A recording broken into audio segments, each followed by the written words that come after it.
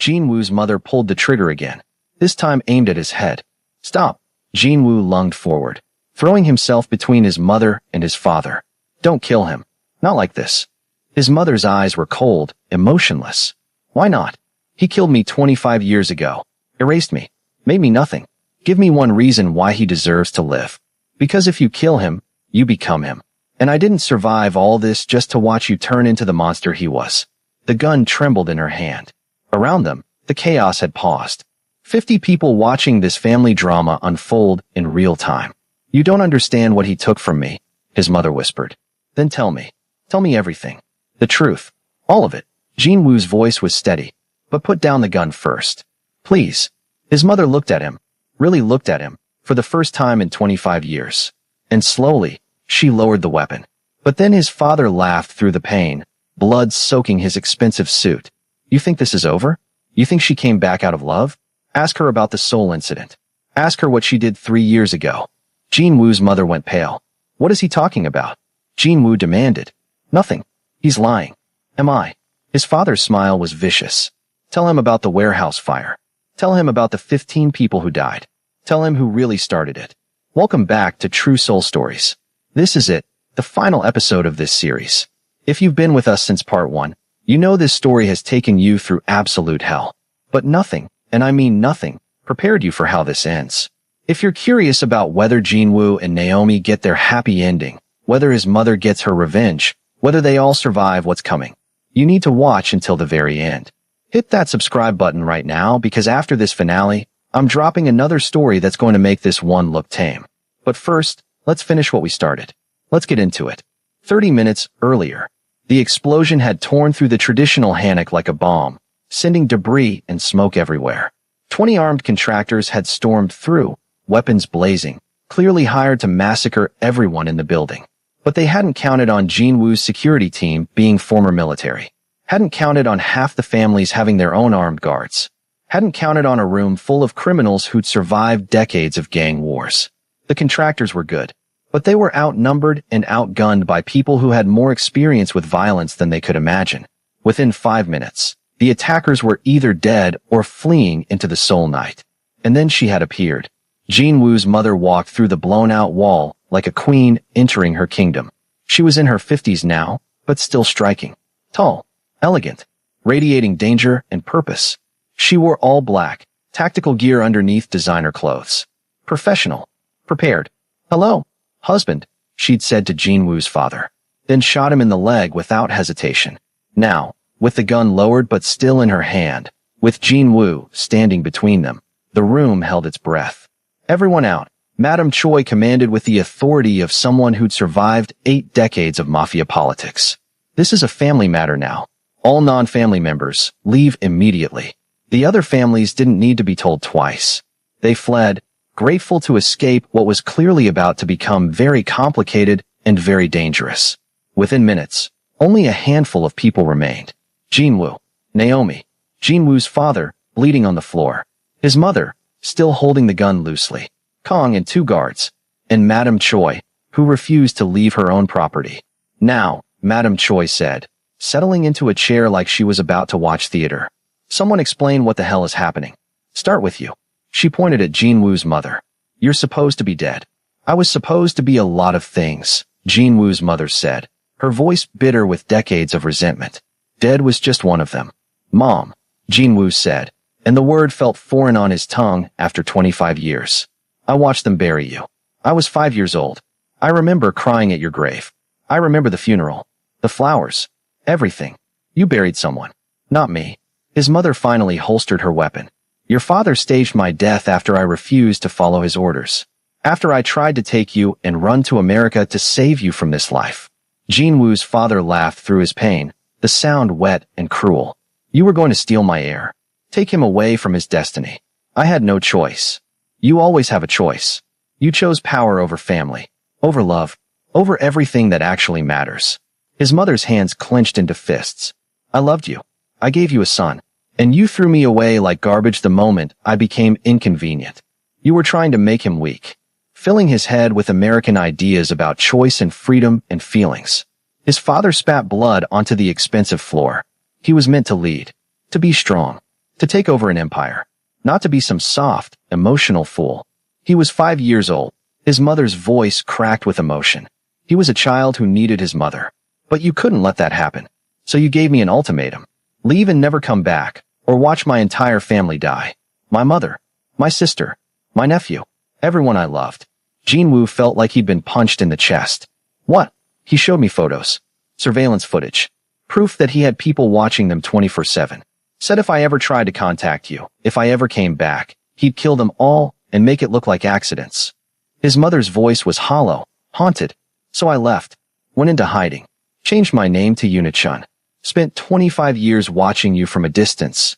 Hating myself for abandoning you, but knowing it was the only way to keep everyone alive. You didn't abandon me, Jinwoo said quietly, processing this revelation. He took you from me. Same result. You grew up without a mother. Became exactly what he wanted. A cold, calculating crime lord. His mother looked at Naomi with something like gratitude. Until you fell in love with a maid and remembered you were human. Naomi stepped forward cautiously. Mrs. Park. Don't call me that. That name died 25 years ago. I'm Yuna. Just Yuna. She studied Naomi with sharp, assessing eyes. You're the reason I came back. When I heard about the wedding, about the assassination attempt, about you taking a bullet for my son, I knew. I knew you were different. Real. Worth saving. You staged the attack tonight. Jinwoo realized, pieces clicking into place. The contractors. That was you. I had to get everyone in one room. Had to create chaos so I could get to him without his guards interfering. Yuna looked at her husband with pure hatred. I've spent 25 years planning this. Building resources. Making connections. Waiting for the perfect moment. To kill me, Jinwoo's father said, almost admiringly. To expose you. To make sure everyone knew what you really are. A monster who values power over his own family. Yuna pulled out a flash drive. I have everything. Every crime. Every betrayal. Every person you've had killed. 25 years of evidence. That's when Jinwoo's father dropped his bombshell. Ask her about the Seoul incident. Ask her what she did 3 years ago. Yuna's face went white. What is he talking about? Jinwoo demanded, looking between them. Nothing. He's lying. Trying to manipulate you like he always does. Am I? His father's smile was vicious despite the pain. Tell him about the warehouse fire in Gangnam. Tell him about the 15 people who died. Tell him who really started it. Shut up, Yuna hissed. She burned down one of my warehouses 3 years ago, trying to hurt me financially, trying to weaken me. But there were workers inside, people with families. They all died. His father's eyes gleamed with malice. Your mother isn't the innocent victim she's pretending to be. She's a murderer. Jinwoo felt the ground shift beneath him. Is that true? It was an accident, Yuna said, her voice breaking. I didn't know anyone was inside. I thought it was empty. I checked the schedules, the security logs, everything. But he'd changed the shifts without recording it. Set me up. Prove it, Jinwoo's father challenged. Show me evidence that I set you up. You can't. Because you didn't check carefully enough.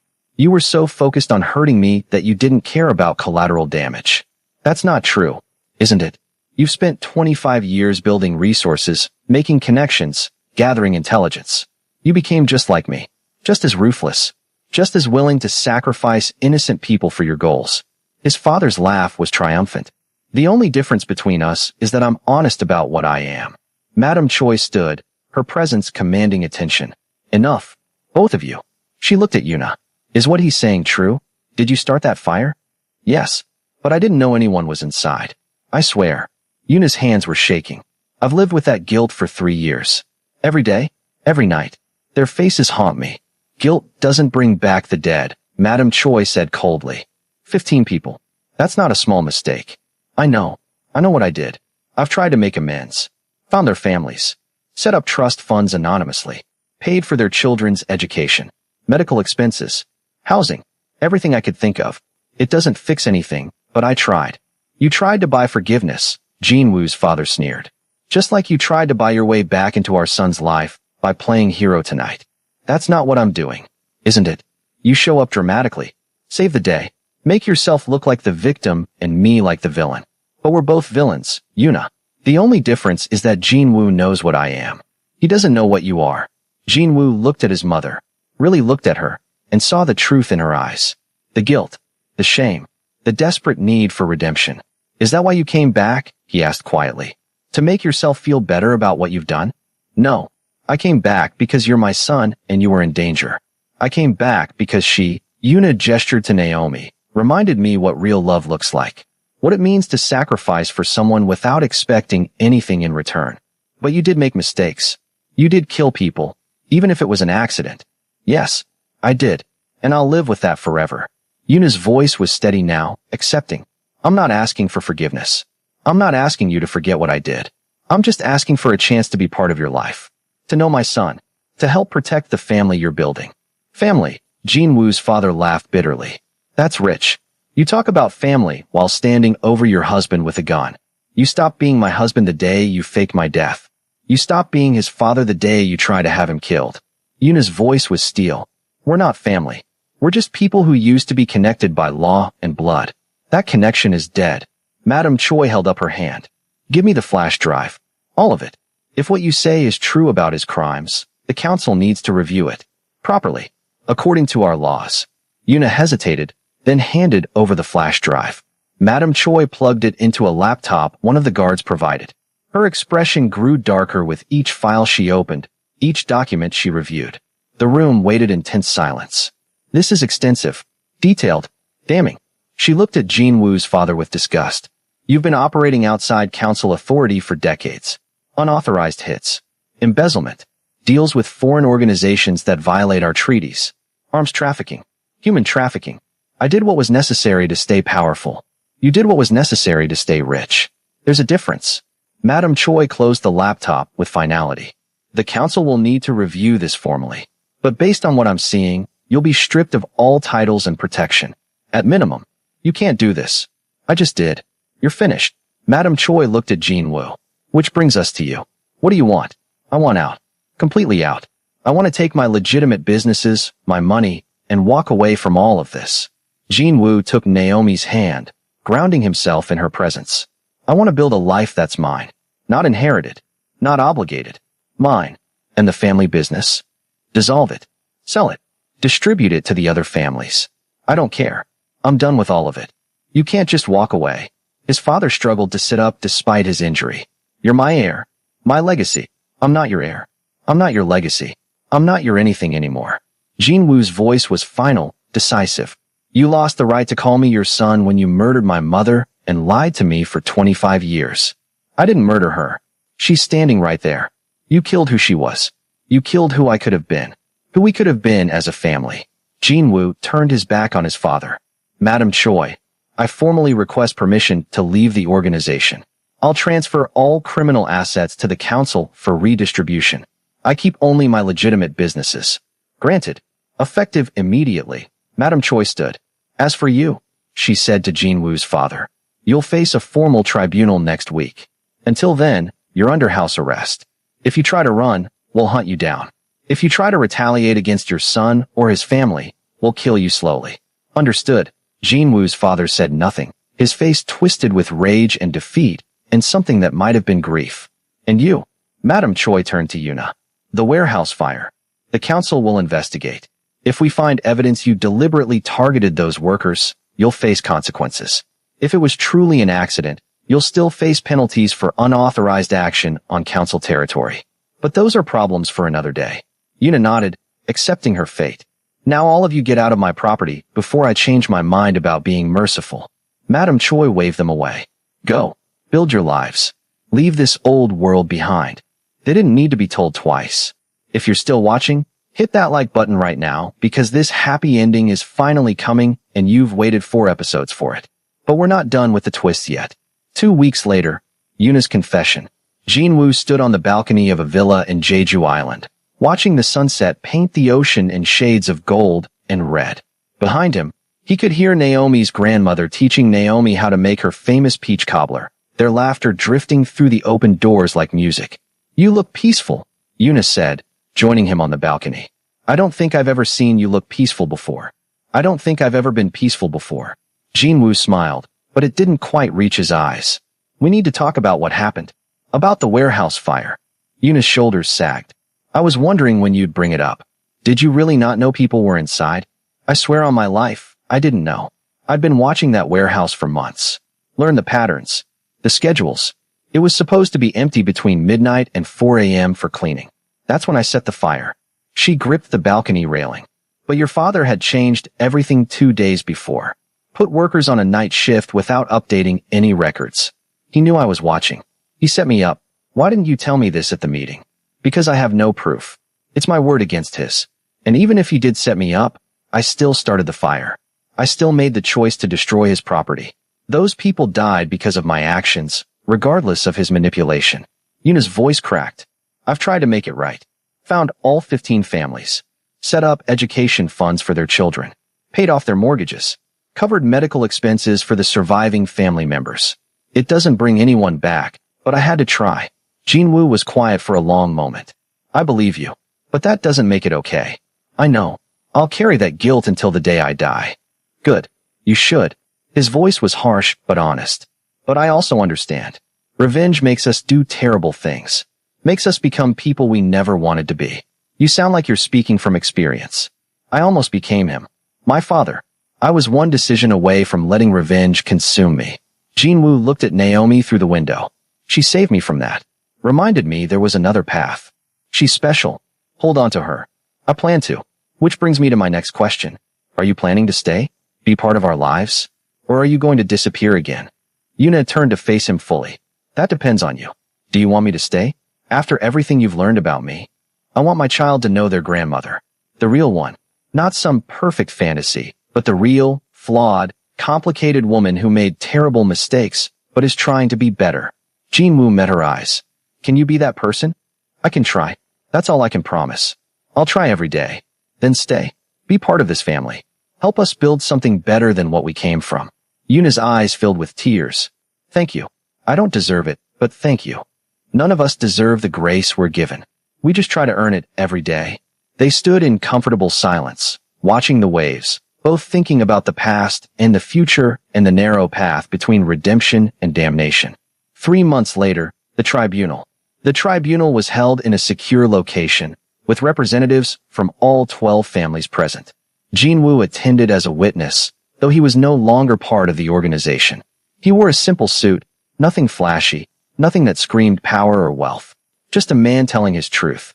His father was brought in wearing simple clothes, his leg healed, but leaving him with a permanent limp. He looked older, diminished, stripped of the arrogance that had defined him for decades. The charges were read. 43 violations of council law. Evidence was presented. The flash drive contents displayed for all to see on large screens that left nothing to imagination.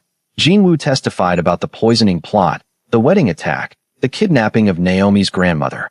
His voice was steady, factual, without embellishment or emotion. Yuna testified about the forced separation, the threats against her family, the 25 years of exile. She cried during parts of it, but never looked away from the council members judging her words. Even Yoon was brought in via video link from her own imprisonment, confirming the details of the murder plot. She looked broken, defeated, nothing like the confident bride who'd walked down that aisle. The evidence was overwhelming, undeniable, damning in every possible way. The verdict was unanimous. Stripped of all titles, all assets, all protection. Exiled to a small apartment in Busan under constant surveillance. Any attempt to rebuild power would result in immediate execution. Essentially, he was made into a ghost. Alive but powerless. Present but irrelevant. As they led him away, Jinwoo's father looked at his son one last time. You'll regret this. Choosing love over power. It'll make you weak. No, Jinwoo said quietly. It'll make me human. Something you never learned to be. His father had no response to that. After the tribunal, Madame Choi pulled Jinwoo aside. You did well. Testified honestly without vindictiveness. That took strength. I don't feel strong. I feel tired. That's because you've been carrying the weight of his sins along with your own. Time to put that burden down. She handed him an envelope. This is for you. A gift from the council. Consider it severance pay for years of service we've forced upon you. Inside was a bank transfer confirmation. $50 million. I can't accept this. You can and you will. You've earned it. Use it to build that foundation you've been planning. Help people the way you wish someone had helped you. Madame Choi smiled. Besides, it's not charity. It's an investment. We're betting that you'll do more good in the world as a free man than you ever did as one of us. Thank you. Don't thank me. Just live well. That's the best revenge against people who try to destroy you. 5 months later, the wedding. The wedding was small. Private. Nothing like the disaster that had almost happened months ago. Just family. Naomi's grandmother, Yuna, Kong, and a few trusted friends who'd proven their loyalty through everything. Madam Choi, who'd surprisingly become something of a mentor to both of them. No mafia families. No alliances. No politics. Just people who genuinely cared about them. They got married in a small chapel overlooking the ocean in Jeju Island. The sun was setting, painting everything in shades of gold and pink. Naomi wore a simple white dress that cost a fraction of what Yunesio's had cost, but made her look like an angel descended to earth. Jinwoo couldn't stop staring at her as she walked down the aisle on her grandmother's arm. Both women were crying, but smiling through the tears. "You're supposed to wait until I walk down the aisle to look at me like that," Naomi whispered as they stood at the altar. "I can't help it. You're the most beautiful thing I've ever seen." Smooth talker. Truth teller. He took her hands. Ready to become Mrs. Park? Ready to become Mrs. Park Washington. Hyphenated. Non-negotiable. I wouldn't have it any other way. The ceremony was perfect. Simple. Real. When the officiant asked if anyone objected, Naomi's grandmother stage whispered, "If anyone says something, I'm throwing this shoe at their head." And everyone laughed, breaking the solemnity into something joyful. Jinwoo's vows were simple but profound. "I promise to choose you. Every day. For the rest of my life. No matter what comes. No matter who tries to tear us apart. No matter how hard it gets. I choose you." Naomi's were equally powerful. "I promise to be brave enough to love you. To stay when it's hard. To fight when it matters. To build a life with you that's ours and no one else's. Always." When they kissed, everyone cheered. And for the first time in either of their lives, they felt like they'd finally come home. The reception was held on the beach. No fancy ballroom. No crystal chandeliers. Just lanterns and string lights and sand between their toes and the sound of waves providing the music. "This is perfect," Naomi said, dancing with Jinwoo as the sun set over the ocean.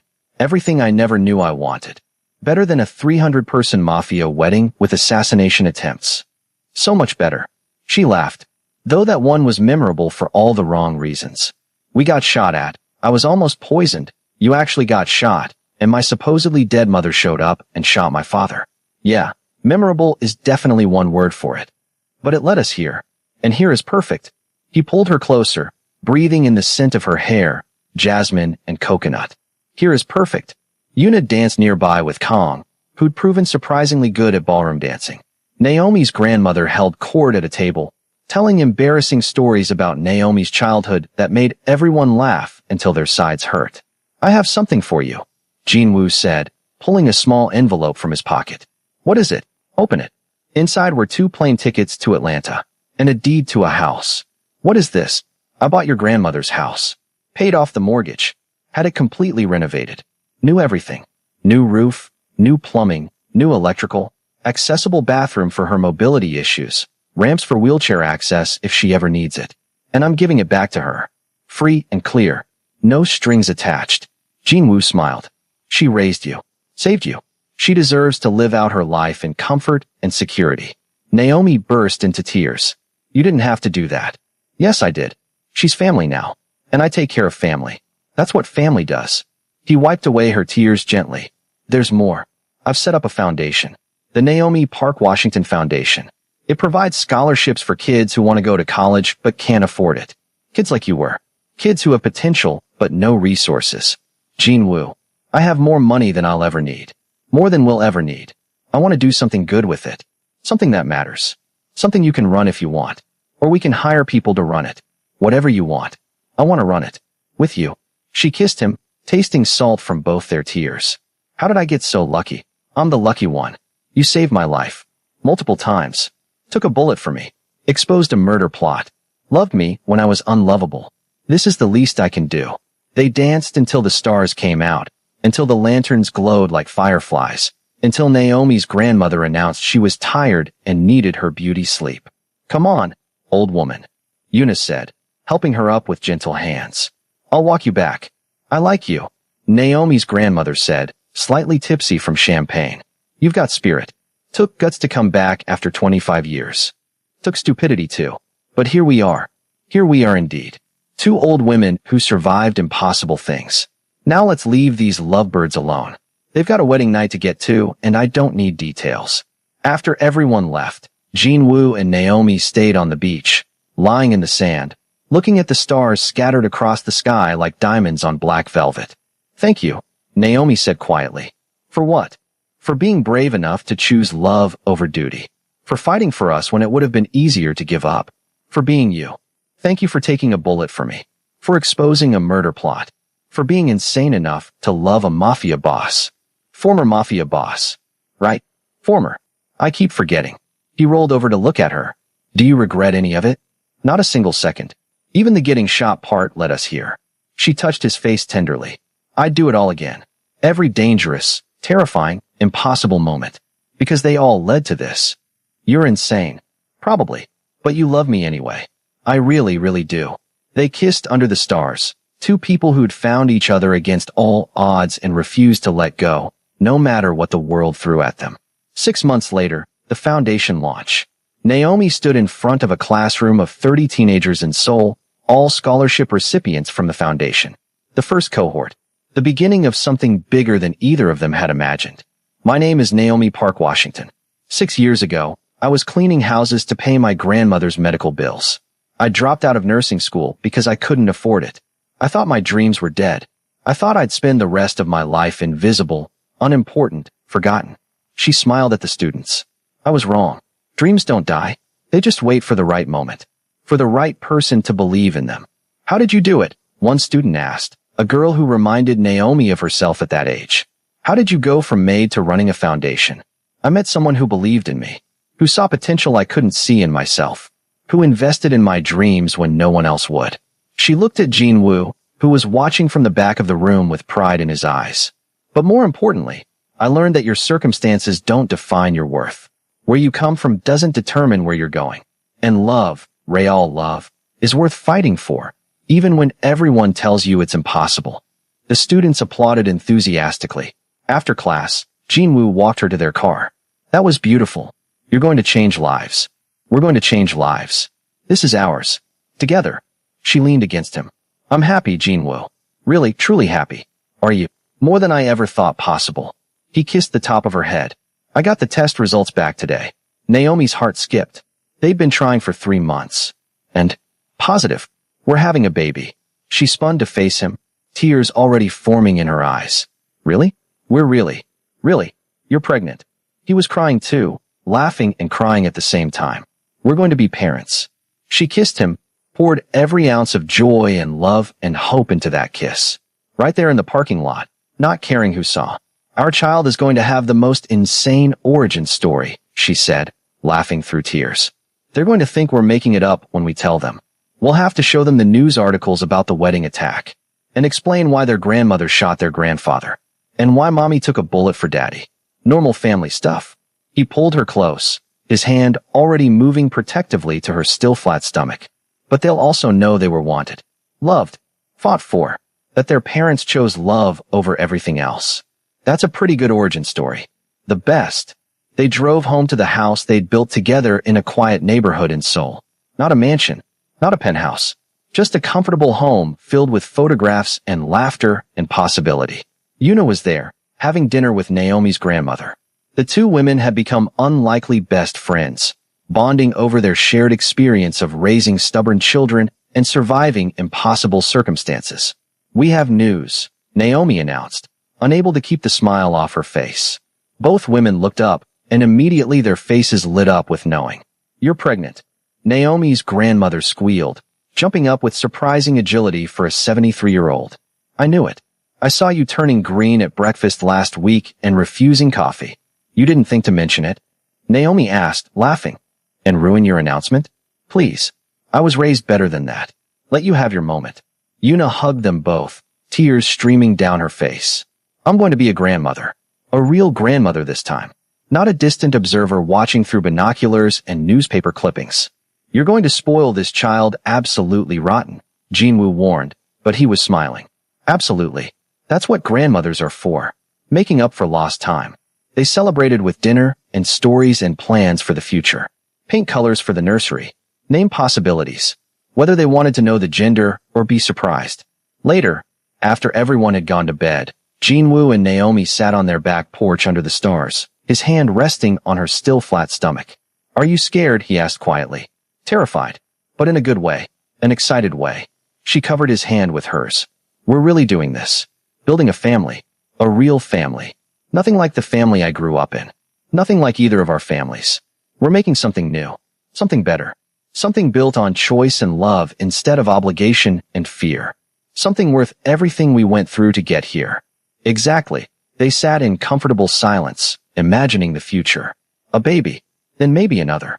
Birthday parties and school plays and scraped knees and teenage rebellion and college graduations and grandchildren of their own someday. A whole life stretching ahead of them. Ordinary and extraordinary. Simple and profound. Everything they'd fought for. Everything they'd survived for. "We did it," Naomi whispered into the darkness. "We actually did it. We did." Jinwoo kissed her temple.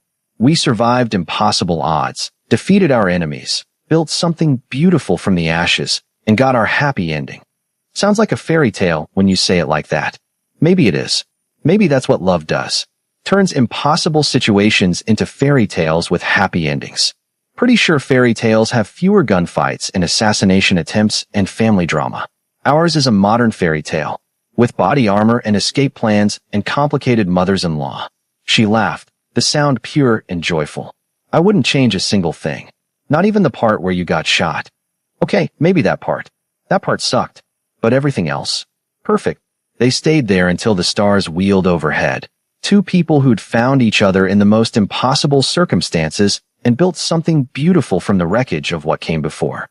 And somewhere in Seoul, in a small apartment in Busan, Jinwoo's father sat alone in the darkness, watching them from a distance through social media posts about their foundation, their wedding, their happiness, their future. He'd lost everything.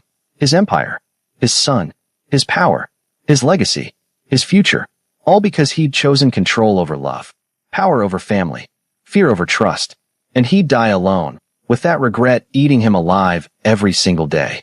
But Jinwoo and Naomi, they'd live, really live, with love and joy and a future that was entirely their own creation. 9 months later, the birth. The baby came 3 weeks early, in the middle of the night, with Naomi's water breaking all over their bedroom floor. "This is it," she said, surprisingly calm despite the pain. "This is really happening. This is really happening." Jinwoo repeated, not calm at all, running around grabbing bags they'd packed weeks ago. "Okay, hospital. We need to get to the hospital. Where are my keys? Why can't I find my keys?" "They're in your hand, baby." Right. Okay, let's go." The drive was a blur. Jinwoo called Yuna and Naomi's grandmother on the way. Both women promised to meet them at the hospital immediately. 12 hours of labor. 12 hours of Jinwoo holding Naomi's hand while she squeezed hard enough to break bones. 12 hours of breathing exercises and ice chips and epidurals and pushing. And then, finally, a cry. Their daughter entered the world screaming her displeasure at the cold air and bright lights. Perfect and furious and beautiful. "She's perfect," Naomi sobbed, holding their baby for the first time. "Look at her. She's perfect. She's perfect." Jinwoo agreed, crying openly without shame. "We made that. We made a whole person. What should we name her?" Naomi asked, looking down at their daughter's scrunched-up face. They'd had a list of possibilities, but looking at their daughter now, only one name felt right. "Hope," Jinwoo said. "Her name is Hope, because that's what she is. Proof that hope survives. That love wins. That we can build something beautiful even when the world tries to destroy us." "Hope Park, Washington," Naomi said, testing the name. "I love it. It's perfect. Welcome to the world, Hope," Jinwoo whispered to his daughter, touching her tiny hand with one finger. "We've been waiting for you." Later, when Yuna and Naomi's grandmother arrived, there wasn't a dry eye in the room. "She looks just like you did as a baby," Yuna told Jinwoo, touching Hope's tiny hand with reverent gentleness. "Same nose. Same eyes. It's like getting a second chance." "That's exactly what this is," Jinwoo said. "A second chance. For all of us." They stayed in the hospital for 2 days, learning how to be parents, figuring out feeding schedules and diaper changes, and the specific cry that meant hungry versus tired versus just generally displeased with existence. And through it all, Jinwoo and Naomi looked at each other with the same thought. We made it. We survived everything and made it here. Together. 1 year later, Hope's first birthday. The backyard was filled with balloons and laughter, and more people than Jin-woo had ever allowed in his personal space before. Scholarship students from the foundation. Their families. Kong and his wife. Madam Choi, who'd become an honorary aunt to Hope. Yuna and Naomi's grandmother, who co-hosted with the efficiency of a military operation. Hope toddled around in a princess dress, smearing birthday cake on everything she touched, laughing with pure joy at the chaos she created. She's got your stubbornness, Jin-woo said, watching their daughter refuse to let anyone wipe her hands clean. And your determination, Naomi countered. Look at her. She knows what she wants and won't take no for an answer. We're in so much trouble when she's a teenager. So much trouble. They watched Hope discover the joy of opening presents with help from the other children, her delighted squeals making everyone smile. Can you believe it's been a year? Naomi asked. Feels like yesterday and a lifetime ago at the same time. Jin-woo pulled her close. Thank you. For what? For saying yes. For taking that bullet. For choosing us. For giving me hope. For everything.